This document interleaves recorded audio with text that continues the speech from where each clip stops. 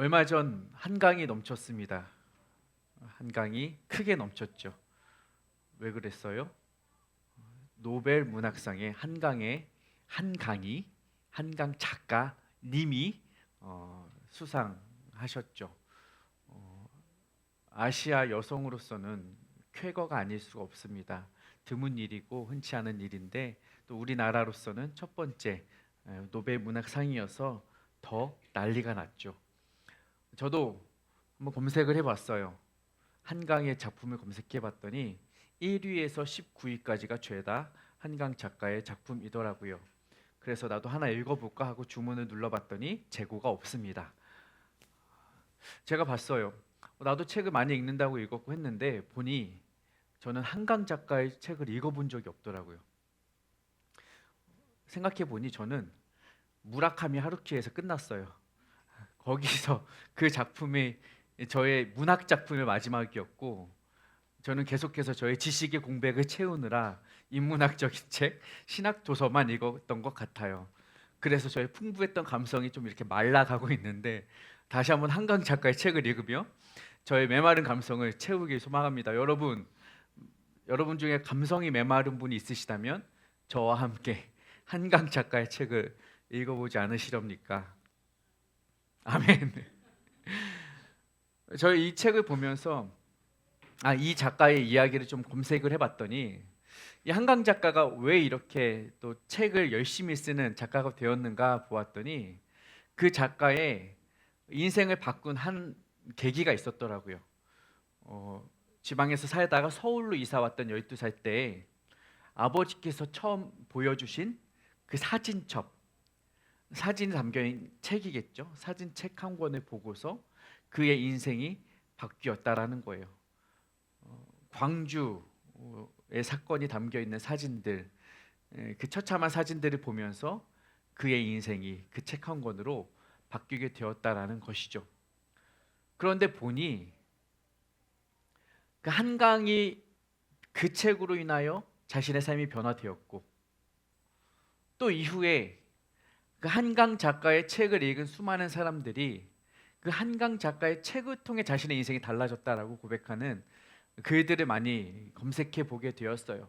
내 인생의 책, 인생책 5권, 내 인생의 베스트셀러 10권 이런 걸 보면 꼭 한강 작가의 책이 들어가 있는 것을 보면서 누군가의 책이 한 사람의 인생을 바꾸었고 또 그 한 사람의 책이 또 누군가의 인생을 바꾸는 그러한 건강한 영적 징검다리를 보게 되는 것입니다.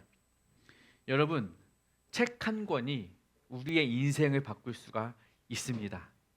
건강한 책 한 권이 여러분의 삶을 바꿀 수가 있습니다. 그리고 오늘 성경 본문에 보면 또 다른 책 한 권이 또 다른 한 사람, 또 다른 한 나라의 삶을 바꾼 장면을 우리는 발견하게 됩니다. 열왕기하 22장 말씀에서 어떤 책이 누구의 인생을 어떻게 바꾸었는지, 그리고 그것이 우리의 삶을 또 어떻게 바꾸어낼 수 있는지 성경 속에서 그 답을 찾아보려 합니다. 오늘 본문에 보면 요시야 왕이 등장을 합니다. 요시야 왕은 하나님 앞에 선하게 행하였고 하나님의 성전을 깨끗하게 하기를 원했어요. 하나님이 계시는 집이잖아요. 성전은 깨끗하게 하면 얼마나 좋아요. 여러분, 우리 교회 깨끗하면 좋아요, 안 좋아요? 우리 교회는 청소 안 하면 티가 너무 많이 나요. 허해요. 다 허해요. 먼지가 조금만 앉아도, 조금만 발자국이 나도 금방 티가 나서요. 청소를 열심히 해야 돼요. 여러분, 청소 열심히 합시다를 말씀드리라는 건 아니고, 여호와의 성전이 깨끗해야 한다는 것을 요시야 왕은 느꼈던 것 같아요. 그래서 성전의 보수 작업을 시작합니다. 단순히 청소하는 게 아니라 헤어진 곳, 낡은 곳을 고치는 작업을 시작을 했던 거예요. 그래서 신하들에게 시켰죠. 여기서 신하는 서기관 사반이라는 사람에게 이 일을 시켰는데, 이 성전을 보수하다 보면 뭐 저기 밑에 있는 창고에 있는 막 드러내겠잖아요. 우리도 여기 밑에 한번 대청소 때 드러냈더니 뭐 이런 게 다 나와. 쓸데없는 것도 많고 그래서 많이 버리기도 했는데, 아마 그렇게 성전을 보수하다가 이 성전을 책임지고 있던 대제사장 hilkiah가 무엇을 발견했느냐? 율법책을 발견한 거예요.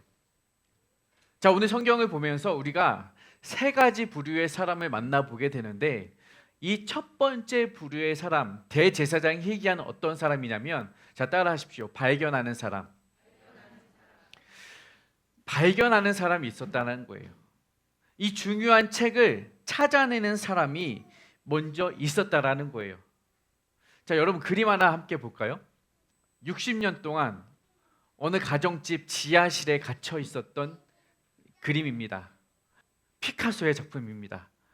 그런데요, 이 작품이 피카소의 작품인 줄도 모르고 지하실에 처박아 두었는데, 그렇게 시간이 흐르고 흘렀어요.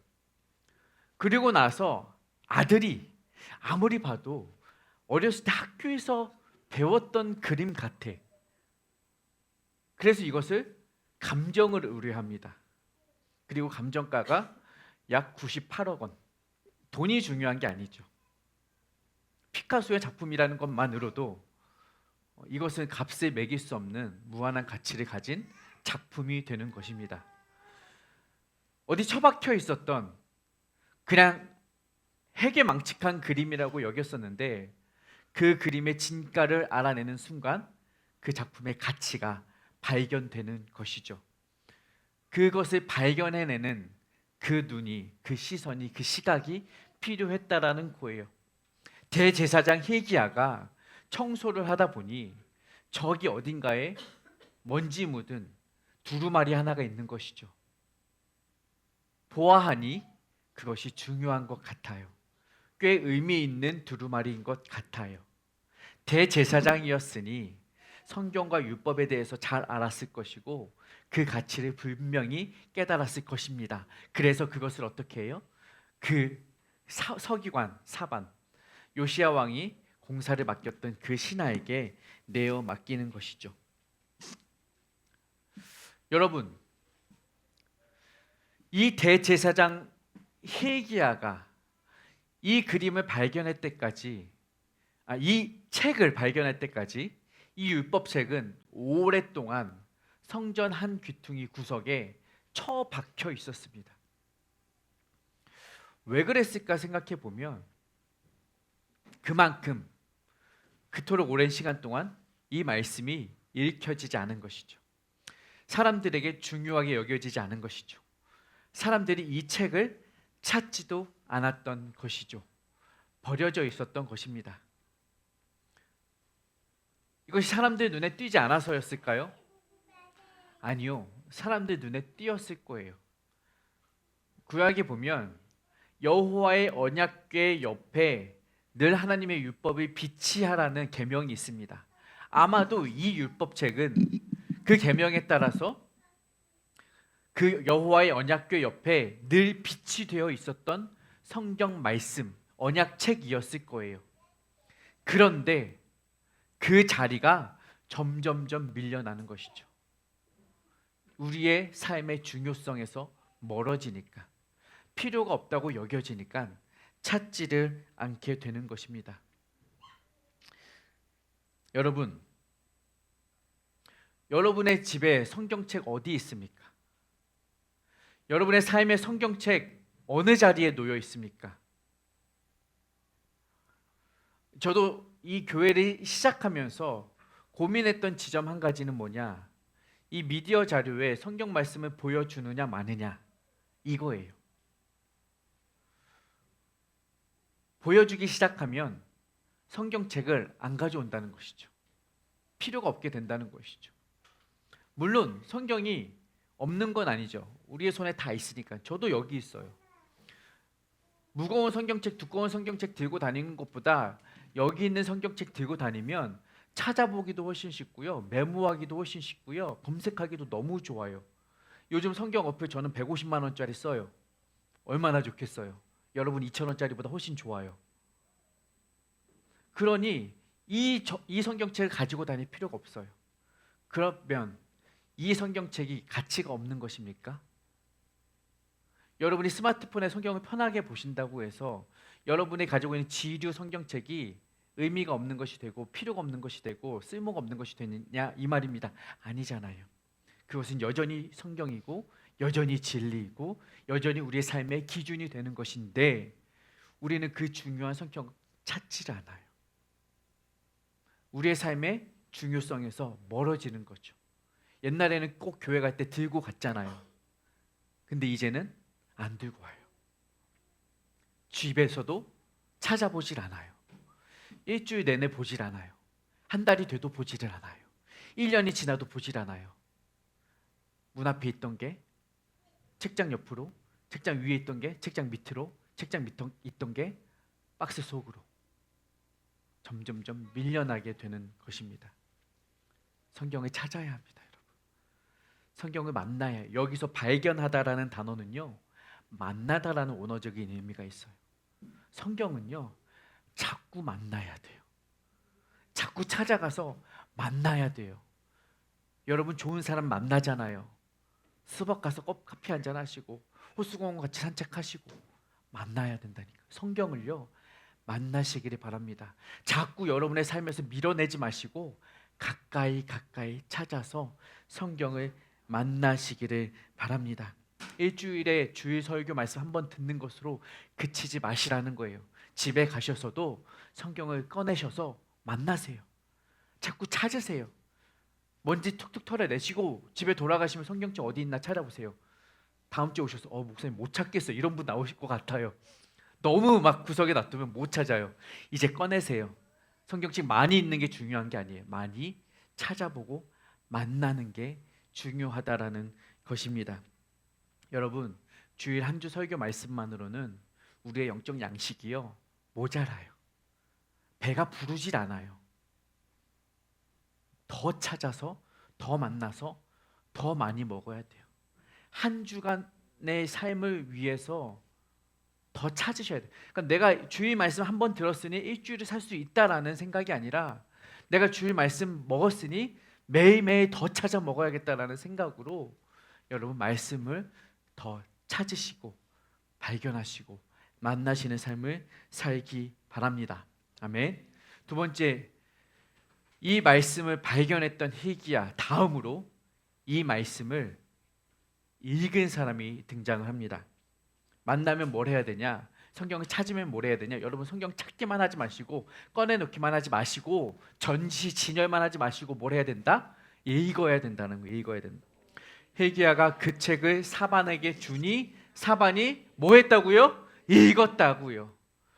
좋은 거 있네. 보석 발견했네. 이거 피카소 그림보다 비싼 거 아니야? 값을 매기고 신나고 즐거워한 게 아니라 찾아서 읽었다라는 거예요. 본인이 읽은 다음에 어떻게 했느냐? 10절 읽어봅시다. 제사장 hil기야가 내게 책을 주더이다 하고 사반이 왕의 앞에서 읽음에 내가 읽었더니 주님, 왕님, 임금님 이것이 하나님의 말씀입니다 하고 왕 앞에 가서 또 뭐 했다고요? 읽었다고요. 읽을 뿐만 아니라 읽어주었어요.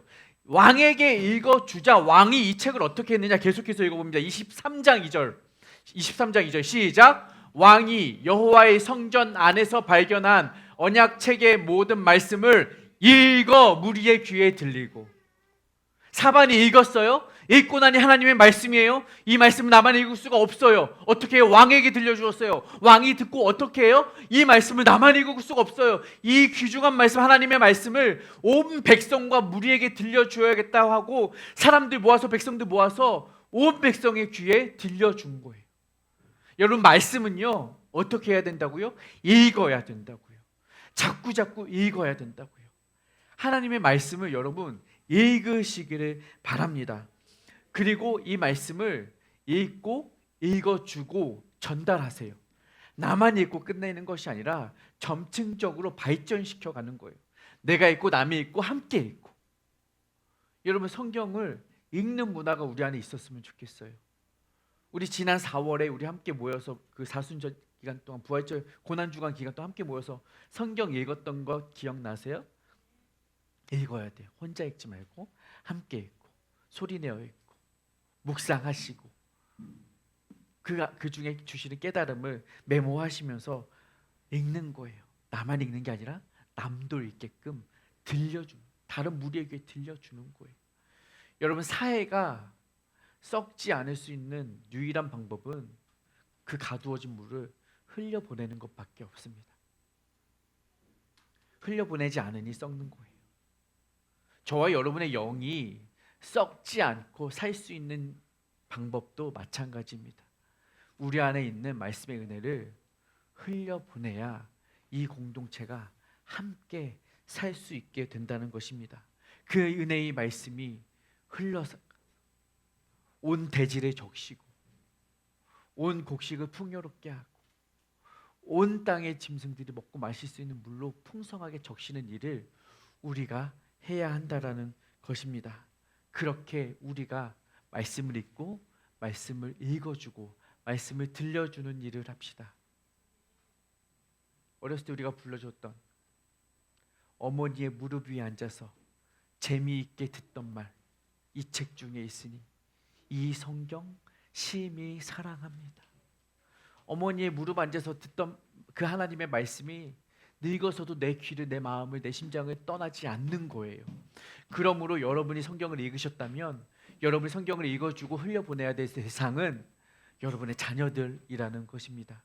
여러분 성경을 우리 자녀들의 귀에 들려주시기를 바랍니다. 우리 소은이의 귀에 성경을 들려주세요. 우리 시온이의 귀에 성경을 들려주세요. 이든이와 헤든이가 성경을 듣도록 흘려보내 주세요. 그것이 저와 여러분이 부모로서 해야 할 일이고 우리 링크처치가 이 땅 가운데서 해야 할 역할입니다. 옆에 분에게 축복하세요. 함께 성경을 읽어줍시다. 읽어주자. 왕이 어떤 반응을 보였느냐? 세 번째 부류의 사람입니다. 요시야 왕. 이 성경책을 읽고 이 율법책을 읽고 왕은 11절 왕이 율법책의 말을 듣자 곧 그의 옷을 찢으니라. 옷을 왜 찢었어요? 너무 낡아서 새 옷 입고 싶어서 찢었을까요? 아니죠. 옷을 찢는다라는 것은 회개의 상징입니다. 뭐라고요? 회개라는 거, 회개. 옷을 찢으며 내가 지금까지 여기에 기록된 하나님의 율법책 말씀대로 계명대로 명령대로 살지 못하였음을 회개하는 거예요. 회개하는 거예요. 여러분 말씀을 읽으면요 우리 안에 회개의 영이 찾아옵니다. 말씀이 우리의 삶의 기준이어야 하는데 내가 그토록 말씀대로 살지 못하였구나 깨닫게 되는 거예요. 말씀을 안 읽으니까 회개를 안 하는 거예요. 어떻게 살아야 될지를 모르니 그냥 내 마음대로 살면 되는구나. 근데 내 마음대로 살아왔던 것이 하나님의 생각과 다르구나를 모르는 거예요. 말씀을 안 읽으니까. 읽고 나면 자연스럽게 말씀이 주는 감동이, 권면이, 권고가, 명령이, 지시가 깨달아지는 거예요. 그러니 옷을 찢게 되는 것입니다. 그리고 왕이 자기만 읽었다고요? 무리들에게도 읽어주었잖아요. 백성에게 읽어주었잖아요. 백성들이 이 말씀을 듣자 어떻게 돼요? 23장 3절 말씀입니다. 백성들도 그 말씀을 따르겠다라고 돌이키는 거예요. 왕만 회개하는 것이 아니라 다 같이 백성들도 회개하는 것입니다.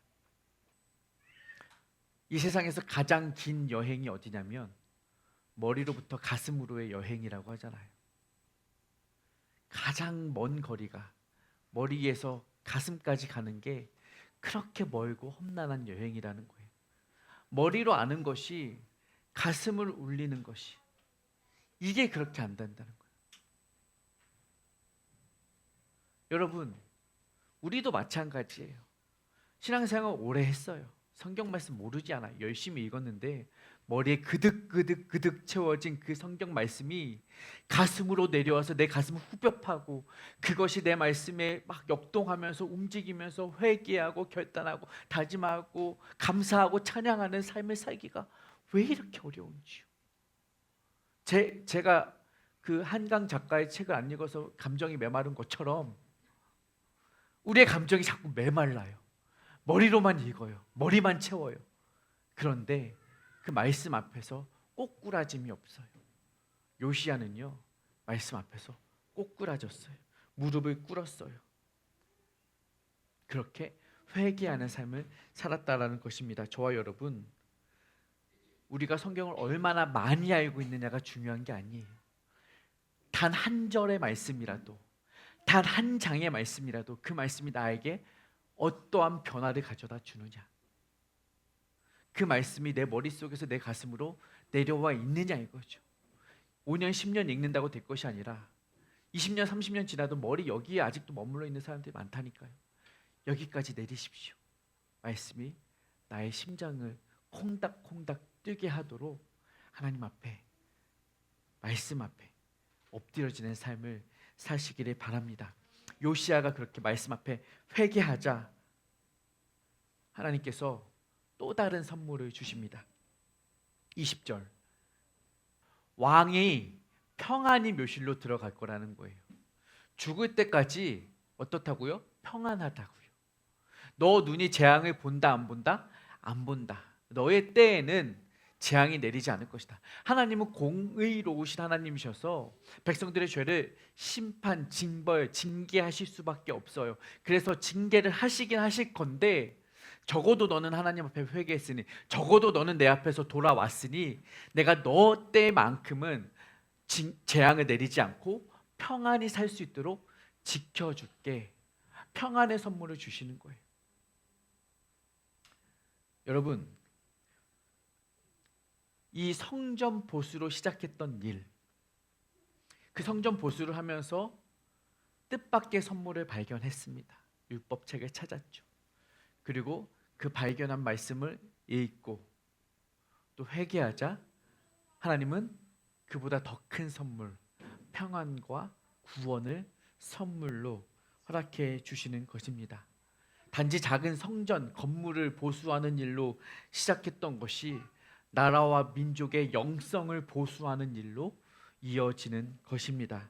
여러분, 우리가 회개하면, 여러분이 무릎 꿇으면 우리의 영이 바로 세워질 뿐만 아니라 이 영적 보수와 부흥과 회개의 영향력이 우리 자녀들에게, 우리 가정에게, 우리 공동체에, 이 지역과 민족에게 건강하게 흘러갈 줄로 믿습니다. 우리가 그 시작을 우리 공동체에서 시작을 해야 돼요. 말씀을 만나고 말씀을 읽고 말씀 앞에 회개하고 회복하는 일을 한다면 저와 여러분을 통하여서 우리의 개인이 영적으로 평안을 누릴 뿐만 아니라 온 나라와 민족이 함께 평안을 누리는 삶을 주실 줄로 믿습니다. 그렇게 성전 한켠에서 발견된 이 책은 한 사람의 인생을 바꾸었을 뿐만 아니라 그 나라와 민족의 운명을 결정하는 커다란 변화를 가져다 주었습니다. 저와 여러분도 우리에게 주신 이 말씀을 통해 그 은혜와 평안을 누렸으면 좋겠습니다. 그리고 그 선물을 우리에게도 이미 주셨다라는 사실을 여러분 기억하시기 바랍니다. 요시야 시대 사람들이 율법, 여호와의 언약궤 옆에 빛이 되어 있던 그 율법책을 늘 보고도 대수롭게 여기지 않으며 그 가치와 진가를 알지 못한 채 방치하고 내버려 두었던 것처럼, 문제는 우리도 그 선물을 방치하고 방관하고 버려두고 가치 없게 여기고 있기 때문에 그 선물의 풍성함을 누리지 못하고 있다라는 거예요. 그래서 하나님께서는 우리로 하여금 그 선물의 그 풍성함을 누리게 하시기 위해 진짜 선물을 보내어 주십니다. 그분은 바로 우리 주 예수 그리스도이십니다. 우리는 스스로 그 성경을 찾을 수도 발견할 수도 만날 수도 없는데, 우리가 만나지 않는 그 성경을 직접 하나님께서는 말씀으로 이 땅 가운데 육신으로 보내주신 예수님께서 우리를 만나 주셨다라는 거예요. 우리가 성경을 잘 읽지도 않고 이해도 하지 못하니까 어떻게 해요? 직접 형체를 가지고 이 땅 가운데 오셔서 우리에게 시각적인 언어로 예수님이 우리에게 말씀을 보여주시죠. 뿐만 아니라 우리는 스스로 회개할 능력도 없기에 예수께서 우리를 위해 대신 죽으심으로 우리의 모든 죄를 고쳐주시고 씻어주셨다라는 사실입니다. 여러분, 그것이 바로 우리의 가장 큰 선물 예수 그리스도라는 사실입니다. 우리에게 말씀을 주셨을 뿐만 아니라 그 말씀의 완성이신 예수님이 우리에게 선물로 줬다는 사실을 믿으시기 바랍니다. 요시야가 누렸던 말씀의 은혜보다 더 큰 완성, 참 진리이고 로고스 자체이신 예수님이 우리 안에 거하고 계신다는 사실을 믿으시기 바랍니다. 그 예수님이 이 땅에 오셔서 성전을 정결케 하는 작업을 하셨잖아요. 그리고 그 예수님의 성전 정결 작업은 오늘도 우리 안에서 하나님을 우리 마음속에 모신 성전된 우리를 정결케 하고 계시다라는 거예요. 그렇게 우리의 성전된 우리를 고치시고 정결케 하시고 보수하고 계시며, 그리고 회복시키신 우리를 통하여 평안을 누리게 하시죠. 그 평안은 요시야가 누렸던 평안과 비교할 수도 없는 완전한 평안입니다. 요시야는 요시야 당대에만 평안을 누렸지만 그분이 주시는 평안은 우리가 죽어서까지도 영원히 누리는 참 평안과 안식인 줄로 믿으시기를 바랍니다. 주님은 우리에게 말씀하십니다. 내가 평안을 너희에게 주노라. 그 참 평안이신 예수님, 그리고 그분으로 인하여 우리는 커다란 선물, 은혜를 누리게 되었습니다. 요시야 시대의 성전 보수는 그 한쪽을 고치는 리모델링 정도였겠지만 예수님이 오셔서 우리에게 주시는 그 보수 작업은 완전히 리빌딩하고 리뉴하시는, 새롭게 변화시키는, 새 사람으로 고치시는 작업입니다. 그러므로 우리는 그분 안에서 완전히 새로운 삶을 누리게 되는 것입니다. 이전 것은 지나가고 새 삶이 되어 완전 새로운 삶, 그것이 우리에게 주어지는 뜻밖의 큰 선물이라는 거예요. 우리는 그 선물을 받기 위해 그 어떠한 값을 지불할 필요도 없습니다. 왜요? 그 자체로 선물이기 때문에 어떤 값도 어떤 대가도 어떤 노력도 없이 주님은 그 큰 은혜와 그 큰 평안을 그저 값없이 선물로 주셨습니다.